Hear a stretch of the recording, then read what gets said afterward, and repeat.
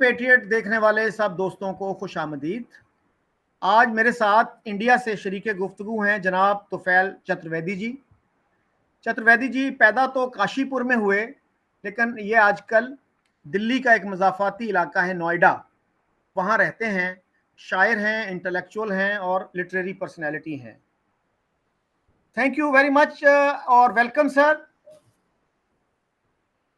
आपके सारे नाजरीन को मेरा प्रणाम।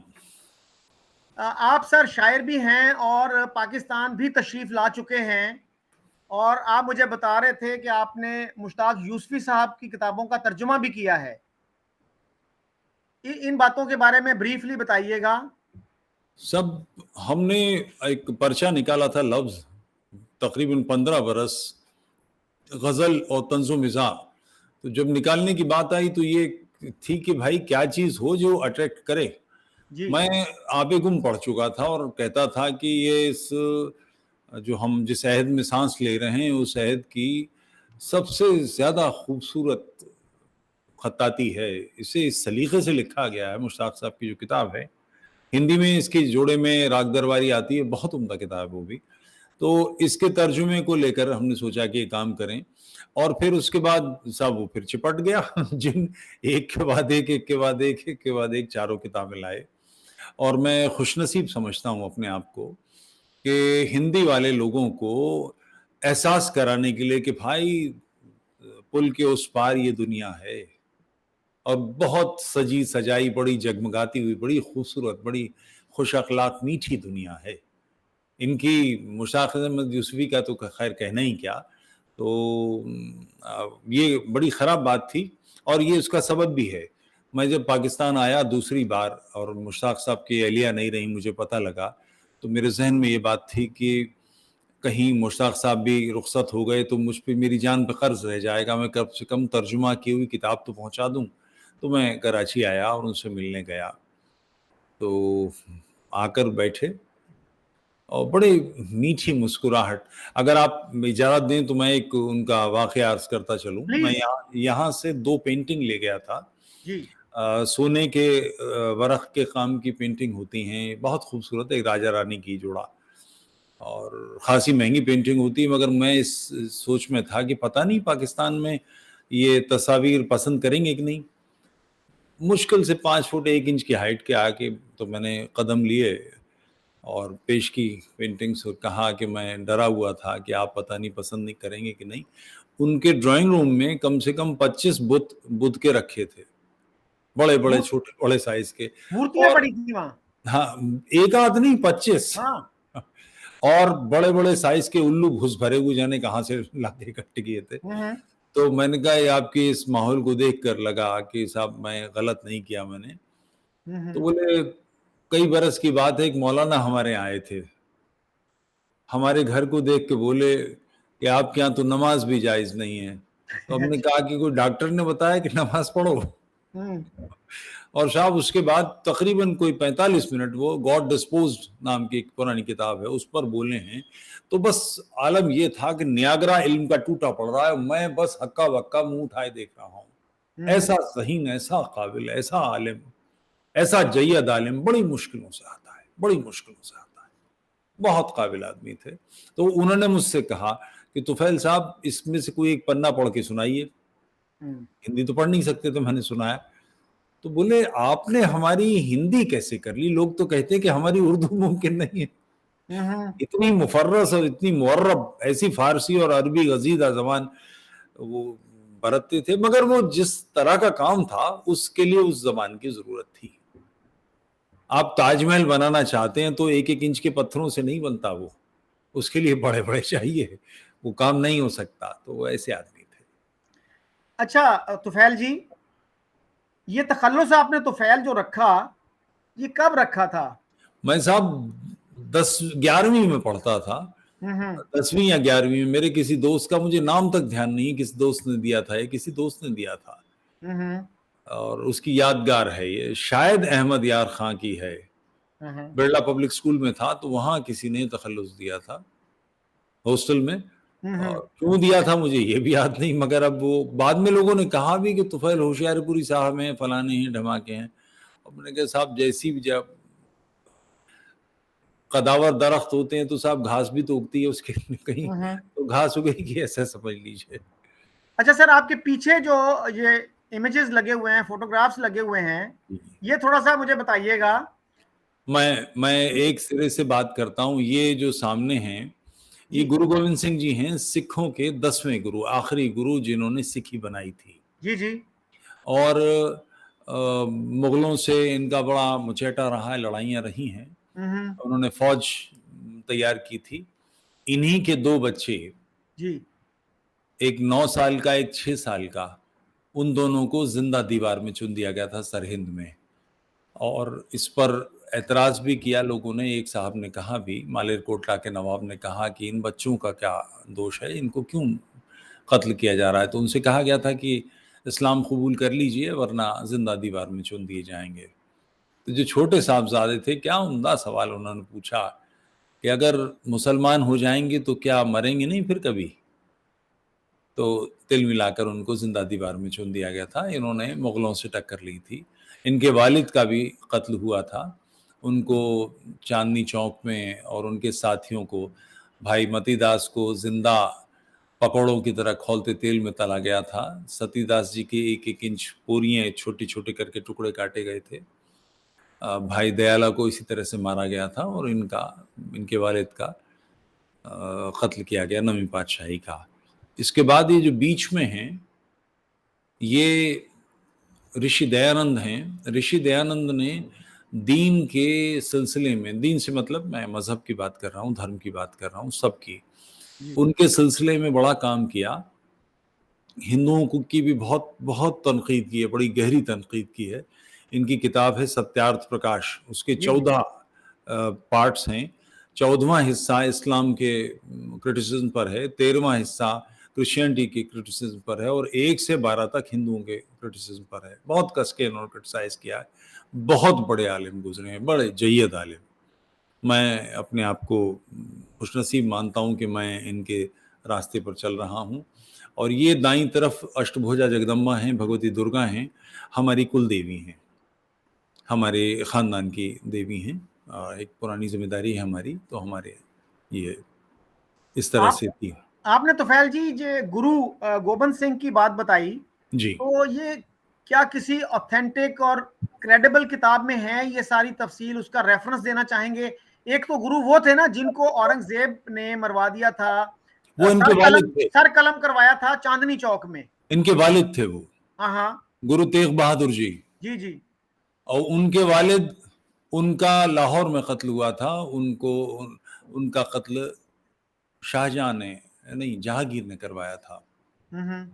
और इसकी तफसील सिख हिस्ट्री की जिस भी किताब को पढ़ेंगे, हम्म। सैकड़ों किताबें, सब में है। हम्म। हिस्टोरिकल ये तो इवेंट्स एक्चुअली है क्या, पाकिस्तान में हिस्ट्री के सिलसिले में बहुत छेड़छाड़ की गई है। चीज़ों को इस हिसाब से रखा जाता है जो जो क्रोनोलॉजिकल ऑर्डर नहीं है। जैसे मैं आपसे अर्ज करता हूँ, पाकिस्तान की तारीख मोहम्मद बिन कासिम से शुरू होती है। उससे पहले पाकिस्तान जिसे कहते हैं वो खित्ता क्या था, हम्म। तो वो कहते हैं कि जो पहला हमलावर आया और उससे फिर इस्लाम आया और वहां से हमारी तारीख है। तो प्री इस्लामिक हिस्ट्री पर पाकिस्तान बात नहीं करता, मगर हिस्ट्री तो है, सिंध की भी है, अफगानिस्तान की भी है, पंजाब की भी है, बलूचिस्तान की भी। आप उसको कैसे मस्त कर सकते हैं? तो ये एक मुश्किल है और इसके खिलाफ पाकिस्तान में भी बड़ी पैमाने पर आवाजें उठती हैं कि ये सब क्या है। जी तुफैल जी, आपको पता है कि हमारे एक बहुत ही एक एमिनेंट प्रोफेसर थे, हिस्ट्री के टीचर थे वो, प्रोफेसर के अजीज। जी उन्होंने बड़ी एक जबरदस्त किताब लिखी है, the murder of history in Pakistan. जी जी जी जी। और वो बड़े हैरान थे कि मैं ये समझ रहा था कि जो ही मैंने अखबार में, पहले उन्होंने वो सीरियलाइज किया, अखबार में लिखते थे कि मैं जो ही ये शुरू करूंगा तो एक तहलका मच जाएगा और लोग जो हैं फिक्रमंद हो जाएंगे कि इतनी गलत हिस्ट्री पढ़ाई जाती है हमारे बच्चों को। लेकिन वो बड़े फिर मायूस हुए कि किसी के कान पे जू नहीं रहेंगी।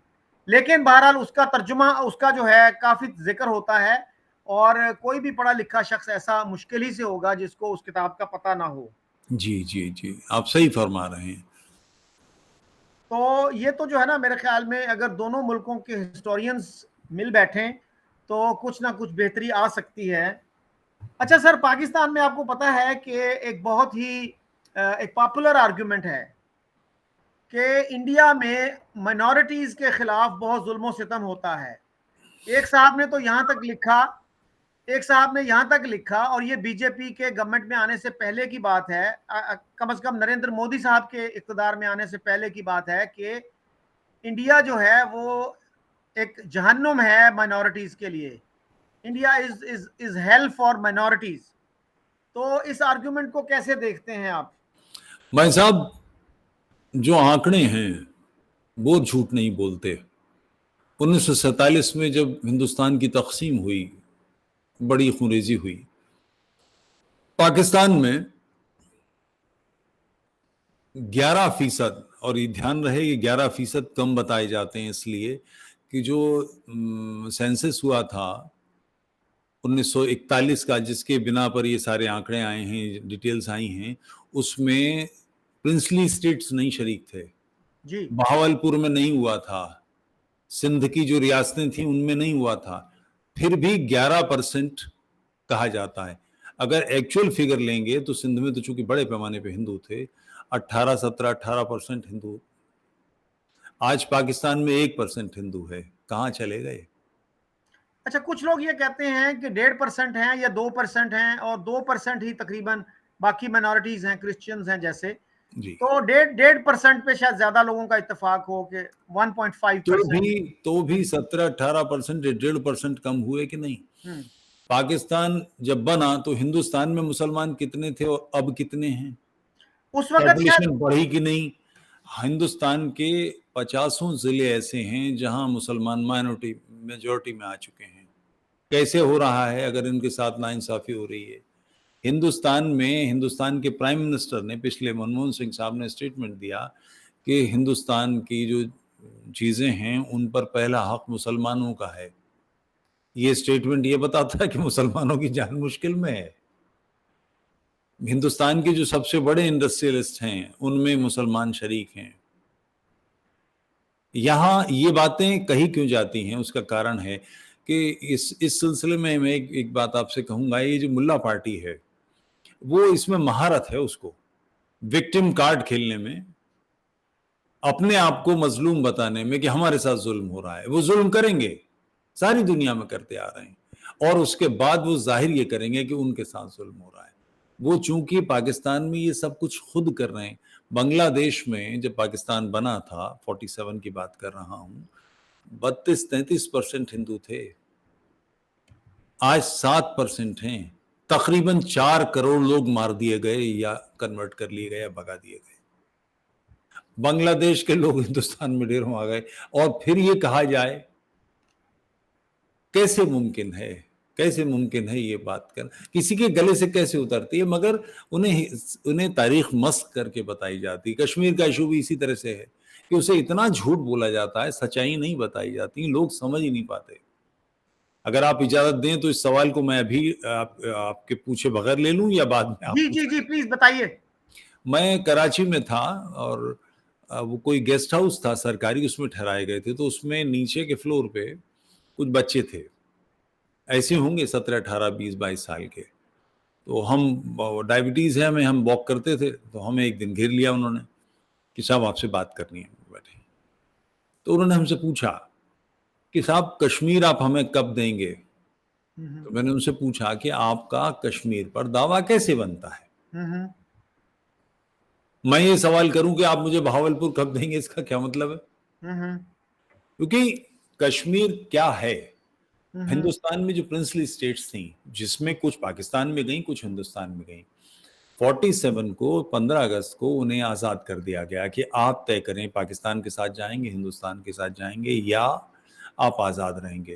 क्योंकि जो मुआहदे थे अंग्रेज़ों के साथ उससे उन्होंने बरी कर दिया। ये ज़रूर था कि कोई भी ऐसी स्टेट जो सेंटर में होगी और बॉर्डर नहीं मिलता होगा दूसरे के साथ, तो नहीं जाएगी। ऐसा नहीं है कि भोपाल रियासत हिंदुस्तान से निकल के पाकिस्तान में आना चाहे, या रामपुर आना चाहे, या कोई और आना चाहे, बॉर्डर मिलना चाहिए। कश्मीर के महाराजा ने जिन टर्म्स पर बीकानेर ने, उदयपुर ने, जयपुर ने, वगैरह वगैरह रियासतों ने अपने आप को मिलाया है, उसी तरह से मिलाया है। और कश्मीर उनके बुजुर्गों की खरीदी हुई रियासत थी अंग्रेजों से। पाकिस्तान का हक कैसे बनता है, किस तरह से? मगर मुश्किल ये है कि पाकिस्तान एक मसनूई एक कंट्री है। आप अगर दीन नहीं डालेंगे उसमें तो अपने आप को रोक नहीं सकते, क्योंकि बकिया लोगों के साथ आप नाइंसाफी वहां हो रही है। मुजीबुर रहमान अगर प्राइम मिनिस्टर बना दिए जाते, भुट्टो ये जिद नहीं करते, तो बांग्लादेश क्यों बनता? उसकी बुनियाद तो आपने डाली भाई, जब उसके एमपी ज्यादा हैं तो उसे बनना चाहिए, आप क्यों नहीं बनने देंगे? सिंध के साथ आप नाइंसाफी करेंगे, आप बलूचिस्तान के साथ नाइंसाफी करेंगे, पंजाब का भी एक खास इलाका, वहीं के लोग सब कुछ संभालेंगे, तो ये कैसे चल सकता है? हिंदुस्तान के तई अर्ज करूं कि यूपी सबसे बड़ा सूबा है, 80 एमपी आते हैं, तो इसलिए केरल को, कर्नाटक को, गुजरात को दबोच के मार देगा क्या? अगर आप नाइंसाफी करेंगे तो कराह तो निकलेगी, चीख तो निकलेगी, एतराज तो लोग करेंगे, तो ये उसका नतीजा है। वहां ये सारी चीजें इतनी, तो फिर इससे निपटने के लिए, और एक हमेशा की कहावत है कि जंगें कंट्री को, नेशन को एक कर देती हैं, इसलिए जंग पुकारी जाती है। नहीं तो वजह क्या 65 में काहे को लड़ गए? कश्मीर पे क्यों हमला कर दिया? 71 में क्यों हमला कर दिया? कोई वजह नहीं, कोई कारण नहीं, क्योंकि शकील चौधरी साहब मेरा बुरा चाहेंगे इसका कोई कारण नहीं, मैं ऐसे ही शकील साहब का बुरा चाहूंगा, या कराची पे बम गिराना चाहूंगा, या लाहौर पे, इसका कोई कारण नहीं है, कोई वजह नहीं है। आखिर आज से 10 पीढ़ी पहले, 7 पीढ़ी पहले, 11 पीढ़ी पहले आपके दादा, मेरे दादा सगे भाई हो सकते हैं, हमारा खून एक है, हमारी रेस एक है, तो हम एक दूसरे के खिलाफ क्यों हों? मगर वो जो बुनियादी तनाज़े हैं जिनकी वजह से ये सब गड़बड़ होती है, उन पर बात करनी चाहिए। केवल जैतून की टहनियाँ हिलाने से, या सफ़ेद झंडी हिलाने से, या सफ़ेद फाख्ताएँ उड़ाने से तो नहीं होने वाला। फाख्ता और कबूतर उड़ाने से तब्दीली नहीं आएगी। बेसिक बात समझिए, हम पड़ोसी नहीं बदल सकते, तो चैन से जियो, प्यार से जियो। तो अब ये सवाल अननेसेसरी कि कश्मीर हमें कैसे, आपका है कैसे कश्मीर? और कश्मीर कोई घाटी नहीं है, कश्मीर की घाटी तो कुल 11% हिस्सा है। जम्मू भी आपका कैसे, लद्दाख भी आपका कैसे? और कब्जा करके बैठ गए हैं, और कब्जा संभाल नहीं पा रहे, चाइना को बेच खाया। ये जो चीजें हैं, पाकिस्तान में इस तरह से तारीख नहीं पढ़ाई जाती, इसलिए उन्हें ये लगता है कि कश्मीर पाकिस्तान में मिल चुका था, हिंदुस्तान ने कब्जा कर लिया है। तो इन नौजवानों का क्या रिएक्शन था जब आपने ये बातें की? एक से तो बहुत अच्छी दोस्ती हो गई, बाकी उठ के चले गए। शरीफ लोग थे, मेहमान नवाजी का ख्याल किया होगा उन्होंने, बदतमीजी नहीं की मुझसे, मगर अपनी नाराजगी से जाहिर कर दी कि उठ के चले गए। अच्छा तुफैल जी, आपने कहा कि पाकिस्तान एक मसनूई या आर्टिफिशियल कंट्री है, तो यहाँ ये सवाल पैदा होता है कि कितने मुल्क हैं दुनिया के जो आर्टिफिशियल हैं और कितने हैं जो नेचुरल हैं? ये तो बड़ा तफसील, बहुत लॉन्ग टॉल ऑर्डर कर दिया आपने। बहरहाल ये अर्ज करता हूँ, देखिए, 3 तरफ से समंदर और पहाड़ों से घिरा ये हिंदुस्तान है। अफगानिस्तान से लेकर पाकिस्तान, बांग्लादेश, ये हिंदुस्तान, ये सारा नेचुरल कंट्री है, नेचर ने बनाया है। इसके बीच में स्टेट्स बहुत सी रही हैं, हमेशा रही हैं। हिंदुस्तान जिसे कहते हैं, इसमें भी प्रिंसली स्टेट्स बहुत सी रही हैं, मगर सबके बीच में ख्याल रहा है कि हमारा कंट्री है, और वेदों में इसका जिक्र है, पुराणों में इसका जिक्र है, हमारी ग्रंथों में हजारों साल पहले पुरानी किताबें, बल्कि तारीख जहां दम तोड़ देती, हम उससे भी पहले से आते हैं। तो उसमें से कुछ हिस्सा तोड़ लिया गया, और तोड़ने का सबब अब ये शायद आपको दिक्कत करे, आप देख लीजिएगा जैसे आपको करना हो, मगर मैं बात कर रहा हूं जी। लोग मोहम्मद अली जिन्ना को जिम्मेदार ठहरा देते हैं, ये बात ही सिरे से गलत है। मोहम्मद अली जिन्ना पूरे सेक्युलर आदमी थे, खिलाफत मूवमेंट का उन्होंने बहुत मुखालफत की थी, गांधी से कहा था कि बहुत गलत काम कर रहे हो, मुल्ला पार्टी लेजिटिमेसी पा जाएगी, इसके नतीजे बहुत खराब होंगे दुनिया के लिए। गांधी नहीं माना तो वो हिंदुस्तान छोड़कर लंदन चले गए, वहां अपनी सियासत छोड़ दी थी उन्होंने। उनको माजिद अली, शौकत अली और इकबाल और ये सब लोग आए, गांधी से, नेहरू से चिढ़े बैठे थे, तो उसके बाद उन्होंने ये सब सियासत में मत दीन का रंग घोला। यानी जब तक वो दीन के घोड़े पे सवार नहीं थे, उनकी कोई नहीं सुनता था। दीन के साथ आए, तब और इस्लामी फंडामेंटलिज्म के साथ खड़े हुए, तो उसके बाद उनकी बात सुनी गई। यानी वो जो कर रहे थे पहले, जो उनका नेचर था, आखिर पोर्क खाते थे, शराब पीते थे, सिगरेट पीते थे, मस्जिद में गए तो उनसे कहा गया कि सिगरेट नहीं पीनी है, तो ताक में सिगरेट बुझा दी उन्होंने। वो उस किस्म के आदमी थे, दीन का कुछ नहीं जानते थे, उनकी बिल्कुल नहीं चली। और बाद में जब दीन के घोड़े पे सवार हुए तो सब हुआ। तो ये सारा का सारा काम उसका है जो कुफ्र और ईमान का झगड़ा है, जो दारुल हरब और दारुल इस्लाम की जो आइडियोलॉजी है उसका कारण है। आप इसे एडिट कर लीजिएगा जी जैसे। तुफैल जी, ये बताइएगा कि बहुत सारे लोगों का ये आर्गुमेंट है, जिन्ना साहब ने भी ये आपने आखिरी जो उनका फेज था, आखिरी 6-7 साल जो थे, उसमें उन्होंने ये आर्गुमेंट दिया कि इंडिया कभी भी एक यूनाइटेड मुल्क नहीं रहा। अब भी बहुत से लोग पाकिस्तान में ये आर्गुमेंट देते हैं। तो फिर ये भी कहा जाता है कि अशोका के ज़माने में और उसमें 2-3 बादशाह ऐसे थे जिसमें इंडिया जो था मैक्सिमम टेरिटरी को कंट्रोल करता था। फिर औरंगज़ेब के ज़माने में भी काफ़ी लंबी चौड़ी वो जो थी एक एम्पायर थी। आप कैसे देखते हैं इस आर्ग्यूमेंट को? देखिए, एक बात समझने की ज़रूरत है कि हिंदुस्तान इतना बड़ा है, अफ़गानिस्तान से लेके और कन्याकुमारी तक, इतना बड़ा है कि उसमें कोई सिंगल राजा रूल करेगा। और राजपूतों का, क्षत्रियों का, राजाओं का स्वभाव है कि दूसरे के इलाके को, टेरिटरी को खींचेंगे। तो उस ज़माने में एक व्यवस्था चलती थी कि चक्रवर्ती सम्राट, एक राजा सबको, वो अपना घोड़ा छोड़ेगा, उसके साथ फौजें जाएंगी, जिधर वो घोड़ा जाएगा उसके जिस जिस इलाके से गुजरा गया वो उसका जीता हुआ माना जाएगा। और फिर कोई बहुत उसमें बवाल नहीं करते थे, बहुत छोटा नॉमिनल टैक्स लेते थे।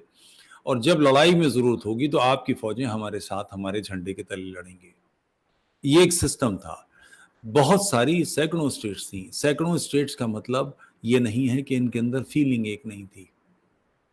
लैंग्वेजेस डिफरेंट हैं, खान पान डिफरेंट हैं, पहनना ओढ़ना डिफरेंट है। उसके बावजूद इन सब के अंदर एक एक हम भावना, एक हम की फीलिंग कि हम सब एक हैं, ये हमेशा से रही है। पॉलिटिकल आइडेंटिटीज डिफरेंट होने से, जैसे यूपी है, बिहार है, बंगाल है, ये आइडेंटिटी डिफरेंट होने से हिंदुस्तान अलग नहीं हो जाता। पॉलिटिकल आइडेंटिटीज थी ये, इसकी वजह से। मगर चूंकि ये मानने में आसानी लगती है, मैं कई बार पाकिस्तान के दोस्तों से बात करता हूं तो वो बड़े आसान कहते हैं, शूदर जो हैं, शूद्र नहीं बोल पाते, शूदर जो हैं उन लोगों का क्या होगा और फलाने का क्या होगा, और कम्युनिस्टों ने ये कर रखा है और मार्क्सवादियों ने। क्योंकि उनको लगता है कि हिंदुस्तान टूटने के कगार पर है, या नहीं टूटने के कगार पर, तो कम से कम दिल को जरा तस्कीन तो पहुंचे। तो वो इस किस्म की बातें करते हैं। मगर सच्चाई ये है कि हिंदुस्तान में इस किस्म की लीडरशिप 61 62 में बड़े थी। तेलंगाना और ये तमिलनाडु में इस तरह के मूवमेंट चल रहे थे। पाकिस्तान के वो चाइना से जंग हो गई, मिनटों में सारी चीजें खत्म हो गई। जंग मुल्कों को एक करती है, तो वो एक चीज है और आम आदमी के गले से नहीं उतरती। ये क्या अच्छा जफर गोरखपुरी का शेर है, कितनी आसानी से मशहूर किया है खुद को मैंने अपने से बड़े शख्स को गाली देकर। तो कीचड़ उछालकर रोशनी में आ जाना बहुत आसान है, मोहब्बत की बातें करके लोगों को इकट्ठा करना ये मुश्किल काम होता है। तो वो इसके लिए ये सारी बातें कही जाती हैं। कब से ये बातें कही जा रही हैं, हिंदुस्तान टूट जाएगा, टूट जाएगा, टूट जाएगा। अगर कांग्रेस के लोग, गांधी और नेहरू साथ नहीं देते तो हिंदुस्तान टूट सकता था क्या 47 में? तब भी नहीं टूटता। कांग्रेस के लोग थे, जिना तो कर ही रहे थे, मुस्लिम लीग तो कर ही रही थी, मगर हिंदुस्तान की अपनी जो पॉलिटिकल मेन पार्टी थी वो भी इस भाव में थी, वरना ये मुमकिन नहीं। जी, मुझे खुद एक मुस्लिम लीगी लीडर ने बताया था कि नेहरू ने उनको बुलाया।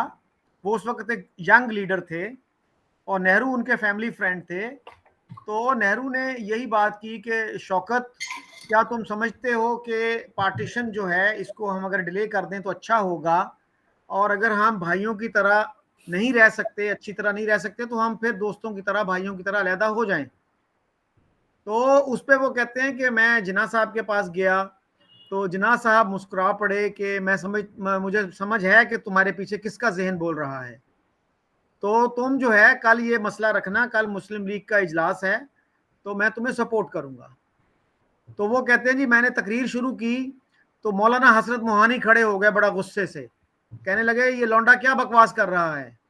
तो उस पे जिन्ना साहब ने कहा कि शट अप मौलाना, और वो बैठ गए और मुस्लिम लीग ने वो रेजोल्यूशन अडॉप्ट कर लिया। वो गालबन कैबिनेट मिशन प्लान की बात कर रहे थे। तो वो कहते हैं जी मैं बड़ा खुश खुश पंडित जी के पास गया और मैंने कहा पंडित जी मुबारक हो, मुस्लिम लीग मान गई।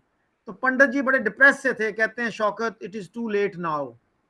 तो मैं बड़ा हैरान हुआ कि भाई क्या हुआ, कहते हैं पटेल नहीं मानता। तो मैंने कहा जी पटेल का क्या आर्ग्यूमेंट है। तो उसने कहा जी पटेल ये कहते हैं कि जिस्म के अगर एक हिस्से को गैंग्रीन हो जाए तो उसे काट फेंकना ही बेहतर है बजाय इसके कि पूरा जिस्म उससे मुतासिर हो। तो मैं जो वाकया है वो अर्ज करता हूँ, तारीख में दर्ज है ये। अंग्रेज ये पाप, ये गुनाह अपने माथे नहीं लेना चाहते थे, इसलिए उन्होंने कांग्रेस और मुस्लिम लीग की वर्किंग कमेटी से इसका प्रस्ताव पारित करा के दो कि ये रेजोल्यूशन फाइनल करा के दो कि पाकिस्तान बनाना है, हिंदुस्तान की तकसीम करनी है। मुस्लिम लीग ने तो कर ही दिया। कांग्रेस वर्किंग कमेटी में रेजोल्यूशन गिर गया। गांधी ने इंटरवीन किया, वहां स्पीच दी और लोगों को खामोश कराया। पटेल साहब दुखी थे लियाकत अली से जो फाइनेंस मिनिस्टर थे, और कोई फाइल थ्रू करके नहीं देते थे, जो पहुंचे वो बैठ जाएं, उस पर कोई काम नहीं करें। मिनिस्ट्री रो दी थी, वो तो पॉलिटिकल मामला था, मगर इसके पीछे जो जहन था वो गांधी और नेहरू का था। पटेल को खामखा जलील करने के लिए बेईमानी के साथ की जा रही है। इसकी स्पीच तो गांधी की है कांग्रेस वर्किंग कमेटी में, जब रेजोल्यूशन गिर गया तो दोबारा पारित कराने के लिए। बहरहाल बहुत से लोग ये कहते हैं कि it was Patel who prevailed on Gandhi and Nehru, और मौलाना आजाद जो थे आखिर वक्त तक जो थे वो ये समझते रहे कि इससे जो है ना ये कम्युनल मसला भी हल नहीं होगा और मुसलमान जो हैं वो मजीद वीक हो जाएंगे, वो डिवाइड हो जाएंगे। तो एनी हाउ सर, आगे अगर हम चलें तो बहुत से लोग पाकिस्तान में ये कहते हैं कि इंडिया पाकिस्तान के रिलेशंस अच्छे होने चाहिए, लेकिन ये उस वक्त तक अच्छे नहीं हो सकते जब तक कि कश्मीर का मसला रिजॉल्व ना हो जाए। हमारे एम्बेसडर हैं, फॉर्मर एम्बेसडर इंडिया में रहे, आप शायद मिले भी हों उनसे, अब्दुल बासित जी जी, मेरी मुलाकात हुई जी। वो रेगुलरली जो है अपना वो करते हैं पॉडकास्ट, उसको अपना वेबसाइट पे कमेंट्स करते हैं। तो वो यही कहते हैं कि भाई इसका हल यही है कि कश्मीर का मसला रिजॉल्व। आपकी जो मुलाकात उनसे हुई कैसी रही, कहाँ मिले थे आप उनसे? मेरी मुलाकात जसवंत सिंह साहब की जो किताब थी, जी जी और जिसका उर्दू और हिंदी तर्जुमा मैंने किया है, मोहम्मद अली जिन्ना, जी। उसका रिलीज फंक्शन था, वहाँ मुलाकात थोड़ी सी देर को हुई और एक आध बार और मिले हैं थोड़ी थोड़ी देर के लिए, कोई ख़ास बात नहीं हो सकी। देखिए, मैं पाकिस्तान के जहन, पाकिस्तानियत का जो जहन है उसको समझता हूँ। एक बहुत मशहूर किताब है वेंकट धूलीपाला की, the making of a new Medina. जी, जैसे मक्का उसका से उसका बहुत चर्चा है आजकल। जी वैसे तो वो 6-7 साल हो गए उसको आए हुए। जी जी, जी। और चूंकि मजे की बात है सर, अब्दुल बासित साहब ने उसकी तारीफ की पिछले दिनों। जी जी, पाकिस्तान जैसे मक्का से मोहम्मद को मदीना जाना पड़ा, हिजरत करनी पड़ी, और मदीना में स्ट्रेट हाथ लग गई तो वहां से फिर मक्का पर फतह की गई। ये तारीख है, इसे एतराज कर नहीं सकते। तो ऐसे ही ये पाकिस्तान मदीना बनाकर वहां से मक्का यानी हिंदुस्तान बकिया इसको फतह करना है, इस जहनियत के, ये दारुल हरब और दारुल इस्लाम का झगड़ा है। एक जो फसाद फील अर्ज आपके यहाँ मौलाना, क्या नाम है इनका, डॉक्टर मौदूदी असरार, असरार, डॉक्टर असरार अहमद। हाँ जी जी, मैं इन लोगों को खूब सुनता हूँ। फसाद फिलर्स, अब इस आइडियोलॉजी को आप क्या करेंगे कि मौलाना कह रहे हैं फसाद फिलर्स क्या है, कि और जो लोग इस पर जी रहे हैं, जो कुरान को नहीं मानते, मोहम्मद को रसूल नहीं मानते, अल्लाह को नहीं मानते, आखिरी पैगंबर नहीं मानते, तौहीद, नमाज, रोज़ा, ज़कात, हज जिसको नहीं मानते, वो सब काफिर हैं। और इन काफिरों को ख़त्म करना, इनको दीन के रास्ते पर लाना, उसको दीन की रोशनी में लाना हर मुसलमान का फ़र्ज़ है, और वो ऐसा ना कर सके तो इनके खिलाफ जिहाद करना उसका फ़र्ज़ है। इस आइडियोलॉजी के चलते पाकिस्तान बना है, तो इसको आप कैसे अलग कर सकते हैं? लेकिन तुफैल जी इसकी और इंटरप्रिटेशंस भी तो है ना। हमारे यहाँ एक डॉक्टर थे, डॉक्टर फजलुर रहमान, जी वो इस्लामिक रिसर्च इंस्टीट्यूट के डायरेक्टर थे 60s में। जी ये अलग बात कि उनके खिलाफ हंगामा हुआ और उनको मुल्क छोड़ के जाना पड़ा, और वो फिर शिकागो यूनिवर्सिटी में पढ़ाते रहे अपने अपनी डेथ तक। 1988 में उनकी डेथ हुई।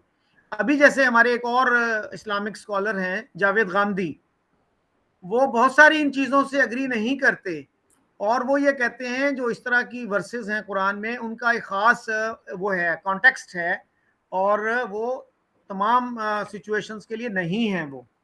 इस दावे से इनकार कर रहे हैं कि ये ताक़यामत आखिरी लम्हे तक दुनिया के किताब लाई गई है, वो आखिरी लम्हे हाँ, तक। वो उनका ये है ना जी कि हर एक आयत का एक कॉन्टेक्स्ट है, जिसको वो उर्दू में कहते हैं शान नज़ूल है, जी कि मैं किन हालात में वो नाजिल हुई और किन हालात में वो एप्लीकेबल थी। नहीं तो फिर क्या उन आयतों को रद्द किया, मनसूख किया जा रहा है या वाइंड अप किया जा रहा है? ये मान रहे हैं कि कुरान की हर बात हमेशा के लिए नहीं है। आखिरी जो खुतबा है मोहम्मद का वो ये है कि आज तुम्हारा दीन तुम पर मुकम्मल हुआ। ये खुतबा आड़े आता है किसी भी इस्लामी रिफॉर्म के। कोई रिफॉर्म कैसे करे कि आखिरी खुतबे के खिलाफ कैसे जा रहे हैं आप? ये है मुश्किल। ये तो शकील साहब बहुत अच्छा पीरियड आया है कि सोशल मीडिया आ गया है, और आज से 40 साल पहले अगर हम किसी हदीस पर बात करते तो हमें हदीस मिलती कहाँ? डिस्कशन करने के लिए किताबें कहाँ थीं? अब सब कुछ नेट पर डाल दिया। तो इसकी सच्चाइयाँ ज़ाहिर हो रही हैं और इस्लामी वर्ल्ड में भी बड़ी हलचल है। जो असली इस्लामी ओरिजिनल वर्ल्ड है, सऊदी अरब, वहाँ तब्दीली है। कोई सोच सकता था आज से 10 साल पहले कि जद्दा में कॉन्सर्ट होगा, म्यूज़िक कॉन्सर्ट? हंगामे मचे हुए हैं। तो तब्दीली आ रही है। उन्होंने हदीसों को कि ये 200 सवा 200 साल बाद लिखी गई हैं, इनकी ऑथेंटिसिटी कुछ नहीं है। सीरा 200 साल बाद लिखी गई है, इसकी ऑथेंटिसिटी कुछ नहीं है, इनको रद्द कर दिया है, और कुरान की आयतों पर भी बात कर रहे हैं। ये दिन आने ही चाहिए, अच्छी बात है, मगर इस काम को करने के लिए पाकिस्तान आखिरी जगह हो गई, ऐसा मुझे लगता है। पाकिस्तान, हिंदुस्तान, यहाँ सबसे आखिरी लड़ाई इस बात की होगी कि असली मुसलमान हम हैं। तुफैल जी, हमारे यहाँ एक मुस्लिम स्कॉलर थे, गुलाम अहमद परवेज। जी उन्होंने आज से शायद 60-70 साल पहले किताब लिखी थी मकाम हदीस। जी जी, तो कादियानी साहब। नहीं नहीं, कादियानी नहीं, गुलाम अहमद परवेज वो और थे। गुलाम अहमद जो थे, वो उनकी तो डेथ हो गई थी 1908 में। जी ये जो है गुलाम अहमद परवेज, इनकी डेथ हुई 1985 में। जी जी तो इनको उलमा जो है ना वो कहते हैं मुनकर हदीस, के ही डिनाइड द वैलिडिटी ऑफ हदीस। और उन्होंने किताब लिखी थी मकाम हदीस, जिसमें उन्होंने एक तनकीदी जायजा लिया था हदीस की जो बुक्स हैं उनकी कलेक्शन का। तो बहरहाल वो तो अपने आप को जाहिर है कि मुनकर हदीस नहीं कहते थे, लेकिन उनके जो मुखालफीन हैं वो उनको मुनकर हदीस ही कहते थे। अच्छा सर, हम कश्मीर पे अगर थोड़ी सी बात कर लें, जी। तो आप क्या समझते हैं कि कश्मीर के मसले का क्या हल है? कश्मीर के मसले का, कश्मीर मसला ही नहीं है साहब। पाकिस्तान ने हिंदुस्तान के हिस्से पर कब्जा किया हुआ है। इसको जो वापस छुड़ाएगा हिंदुस्तान आज नहीं कल, क्योंकि सारी बात इस पर है, दमदरूद इस पर होता है कि पैसा कितना है। पाकिस्तान की फाइनेंशियल पोजीशन ख़राब है, और मुझे लगता है कि अगर बहुत सावधानी से आप सब लोग नहीं चले तो चीन कब्जा कर लेगा, कब्जा कर लेगा। बुरा हाल है। और है क्या कि पॉलिटिशियंस और सारे लोग हिंदुस्तान के भी बहुत ख़राब हैं। ये कोई यहाँ भले आदमी है ऐसा नहीं है, मगर एक एक ताज़ा हवा आई है मोदी साहब की शक्ल में। अदरवाइज आप समझ लें कि जो नेशनल हेराल्ड का केस है जिसमें सोनिया गांधी उनका बेटा धरा धरा जा रहा है, कुछ लाख रुपए की एक कंपनी 1000 करोड़ की कंपनी को टेक ओवर कर लेती है और सब उसको बेच खाती है और सारे मॉल बना देती है। मार क्या कर रखा है। अब वो हंगामे हो रहे हैं और धूम चल रहे हैं। तो ऐसे ही कि हर जनरल रिटायर होगा उसको ज़मीनें दी जाएंगी, प्रॉपर्टी दी जाएगी। आखिर आम आदमी जो सिंध में गरीब किसान बैठा है, बलूचिस्तान में जिसके पास पानी नहीं पहुंच रहा है, जिसके खेत प्यासे हैं, उसके लिए कोई रोएगा कि नहीं? उसकी कोई तकलीफ महसूस करेगा कि नहीं? सबका हक बराबर होना चाहिए। जमहूरियत है हमारी, डेमोक्रेसी है हमारी। तो डेमोक्रेसी में लोगों तक नहीं पहुंचेंगे तो हंगामे होंगे। उन हंगामों को रोकने के लिए कश्मीर का ख्वाब दिखाया जाता है। नहीं तो कैसे दावा बनता है, कौन सा दावा है, कोई तरीका? जिस जिस राजा ने, जिसकी वो प्रॉपर्टी थी, उसने हिंदुस्तान में उसको विलय किया है, मिलाया है, उसने कागज पे मिलाया है। कोई मैं आज कहने लगूं कि जो सिंध के रजवाड़े हैं वो हिंदुस्तान में आने चाहिए, आखिर थर पार कर हिंदू बहुल एरिया था, लाहौर हिंदू मेजोरिटी का शहर था, तो आज मैं दावा करने लगूं कि लाहौर हमें मिलना चाहिए, इसका क्या मतलब है? तुफैल जी, इस तरह तो फिर जूनागढ़ ने भी एक्सेशन की थी पाकिस्तान के साथ, तो फिर जूनागढ़, जूनागढ़ क्यों ना मिला पाकिस्तान को? आप मैं बताता हूँ, उसके सिलसिले में बताता हूँ। जूनागढ़ में जो वहां की पब्लिक थी, उन्होंने वोट डाले हैं हिंदुस्तान में मिलने के लिए। नवाब साहब तो भाग गए थे अपने कुत्तों को लेके, अपनी बीवियों को यहीं छोड़ के। तो जूनागढ़ के साथ में भी ये था कि वहाँ की पब्लिक, पाकिस्तान की या कश्मीर की पब्लिक, प्लेबिसाइट होने की बात है ना, तो पाकिस्तान मकबूजा कश्मीर और हिंदुस्तान वाला कश्मीर, ये दोनों से फौजें बाहर जाएं और उसके बाद प्लेबिसाइट हो। पाकिस्तान के लोग ये समझते हैं कि जो हिंदुस्तान के पास है कश्मीर, उसमें प्लेबिसाइट होना, नहीं, प्लेबिसाइट सारे में होना है। जम्मू कश्मीर, लद्दाख और ऊपर की जो टेरिटरी है, ये क्या नाम, स्कर्दू वगैरह, ये सब में प्लेबिसाइट होना है। गिलगित बल्तिस्तान भी? हाँ, गिलगित बाल्टिस्तान, इन सब में प्लेबिसाइट होना है और यहाँ से फौजें हटनी है।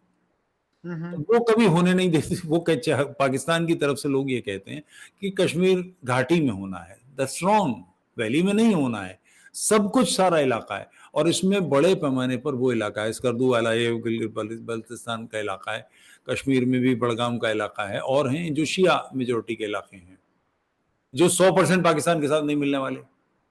वैसे पाकिस्तान बनाने की मुहिम में सबसे आगे शिया और अहमदिये थे, मगर उन्होंने पाकिस्तान का जो जायका था वो चख लिया, अब उनकी समझ में आ गया है, तो इसलिए वो नहीं जाने वाले। तो ये बातें कही जा रही हैं, ये हो नहीं पाएगा, और आज नहीं कल इस पर कुछ ना कुछ सख्ती बरती जाएगी, क्योंकि दुनिया अब सिमट रही है, और दुनिया अच्छाइयों की तरफ जानी है तो आपको खराबियों की तरफ से अपने आप को दामन बचाना होगा, कड़वाटें छोड़नी होंगी।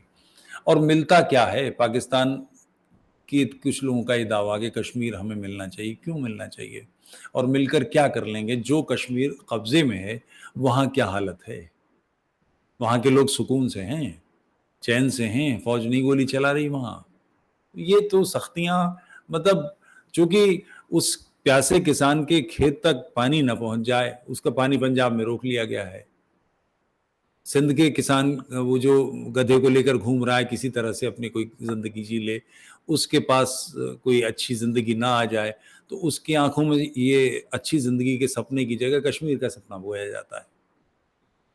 तो आपने कहा कि इधर जो कश्मीर है उसमें गोलियां चल रही हैं, ये कब की बात आप कर रहे हैं, कब गोलियां चली? परसों तरसों के मैंने देखे हैं, हम्म परसों तरसों, 2-3 दिन 4 दिन पहले की चीजें हैं, इंटरनेशनल न्यूज में सब आता है। हम्म देखिए, सीधी सी बात है, आप आज के ज़माने में किसी को रोक नहीं सकते। पिक्चरें देखते हैं लोग, टीवी चैनल देखते हैं, तो अब उनको कोई चीज़ नहीं मिल रही। वो देख रहे हैं कि लाहौर में है और यहाँ पर नहीं है, तो फिर परेशान होंगे। अब उसमें सख्तियाँ बरती जाती हैं, तो ये तो नॉर्मल है। हिंदुस्तान में भी है ये, ऐसा नहीं, मैं कि ये नहीं कह रहा, बल्कि जो दिल्ली की ज़िंदगी है, वो बिहार का एक आम किसान गाँव का, उसकी ज़िंदगी इतनी खूबसूरत नहीं है, इतनी बेहतर नहीं है, तो बेचैनी तो होगी, पिक्चर तो देखता ही है, तो समझ सकता है। अच्छा तुफैल जी, आजकल एक फिल्म का बहुत चर्चा है जिसपे बड़ी कंट्रोवर्सी भी है, कश्मीर फाइल्स। जी, तो उस पे फारूक अब्दुल्ला ने क्या कहा कि जी इससे कम्युनल टेंशन बढ़ेगी, क्या आपकी क्या टेक है उस पे? देखिए, तारीख को छिपाने से क्या होगा?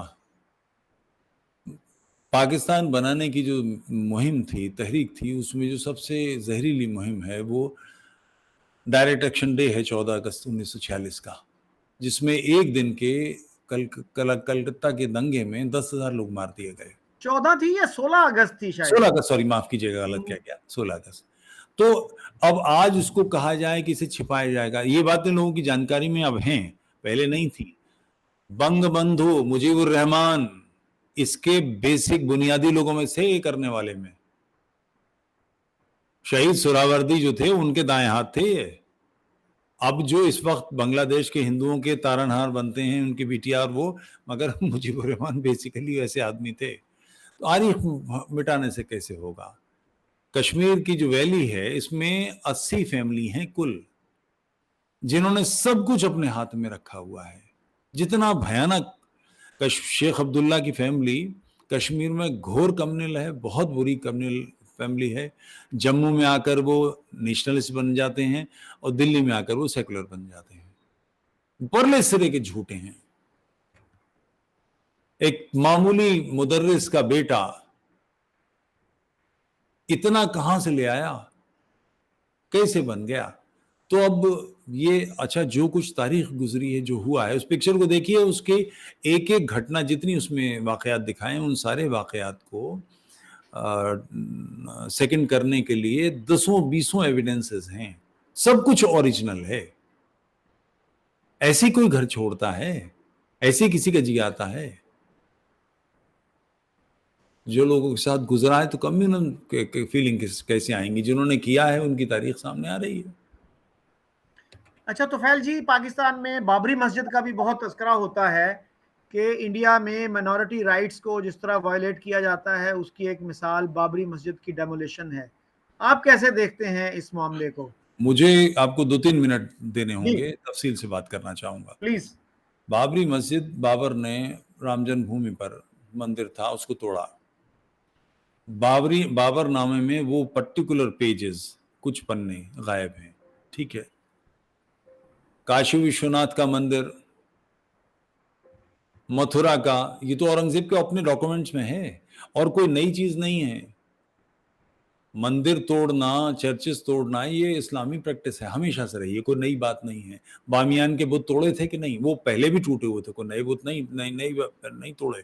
तालिबान ने पहले भी टूटे हुए। ये हुआ 47 के बाद, जब तकसीम हो गई, उसके बाद वहां मंदिर में मूर्तियां रखी गई।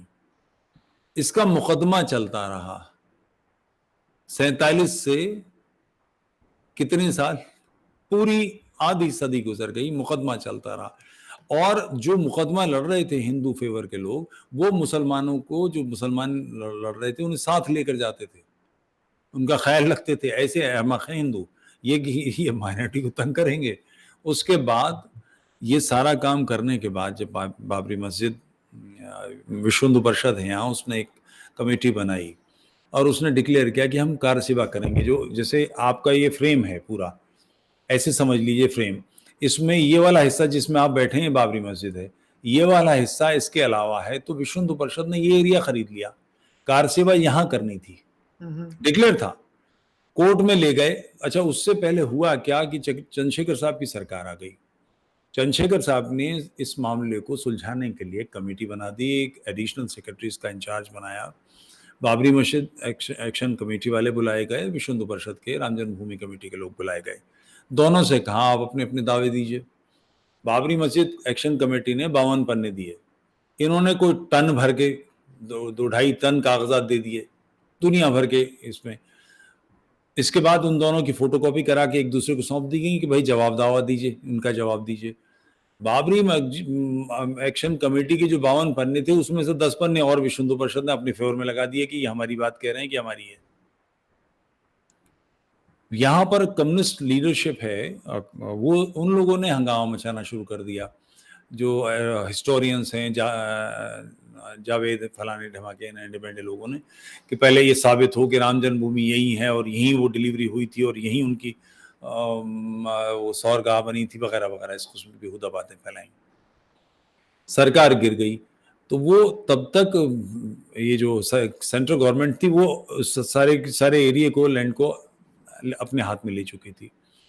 इन्होंने विश्व हिंदू परिषद ने जो डेट डिक्लेयर थी, उस पर कहा कि हमको हमारी वाली जमीन में, जो कह रहा हूं ये वाला हिस्सा जिसमें मैं बैठा हूं, ये समझिए, इसमें हमारी खरीदी जमीन है, वो हमें लौटा दीजिए, हम यहां कर लेंगे।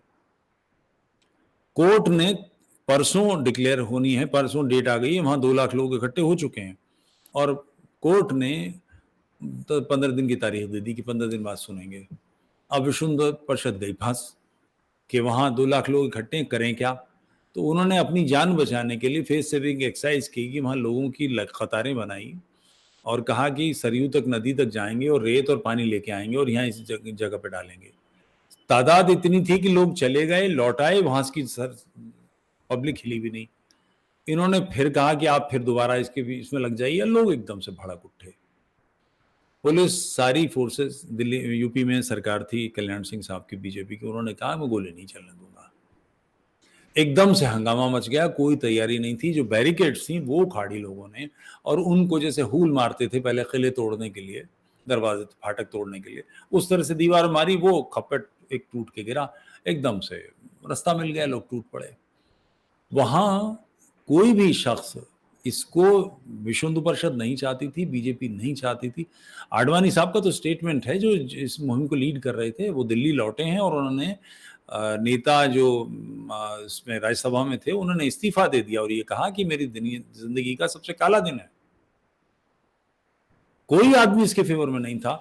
ये बेसिकली कोर्ट की अबदारी थी, सीधी सी बात। जब उनकी खरीदी जमीन है, उनको दे दो, वो कर रहे हैं, कोई हंगामा नहीं है। बाबरी मस्जिद की तरफ कोई नहीं जा रहा।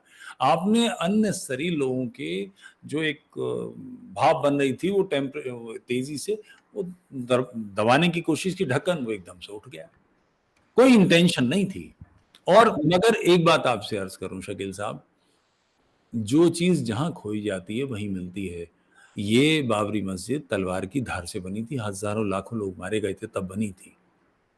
इसमें कत्ल नहीं हुए मगर ताकत तो लगी। इस ऐसी किसी प्रॉब्लम का हल क्या है? जबरदस्ती कोई दंगा ऊधम, जिसे आपकी वहां की जबान में कहते हैं फड्डा क्रिएट कर रहे हैं, तो उसका इलाज क्या करें? बाबरी मस्जिद बेसिकली बाबर की चीज नहीं है, हिंदुओं की जगह थी। और एक नहीं, काशी विश्वनाथ का मंदिर, उसके तो डॉक्यूमेंट हैं। कोई भी देख के कह देगा कि मंदिर के ऊपर मस्जिद बनाई गई है, बिल्डिंग अलग से पता लगती है। अब उस पर भी हंगामा हो रहा है। और कल्याण सिंह का ताल्लुक किस पार्टी से था? Was he from the BJP? BJP. BJP, उनका तो कहना था कि हम गोली नहीं चलने देंगे। और आर्कियोलॉजिकल सर्वे भी तो हुआ था ना इस जगह का? वो आर्कियोलॉजिकल सर्वे हुआ, उसमें वाराह देवता यानी इस्लामियों के हिसाब से सुअर की मूर्ति निकली, 84 खंबे निकले। ये आर्कियोलॉजिकल सर्वे में साबित हुआ है कि ये मंदिर को तोड़कर उसके ऊपर बनाया गया है। मंदिर के ऊपर बना, ये हिस्टोरिकल एविडेंस है। अच्छा, और कोर्ट के जरिए हुआ, और किया भी कैसे गया?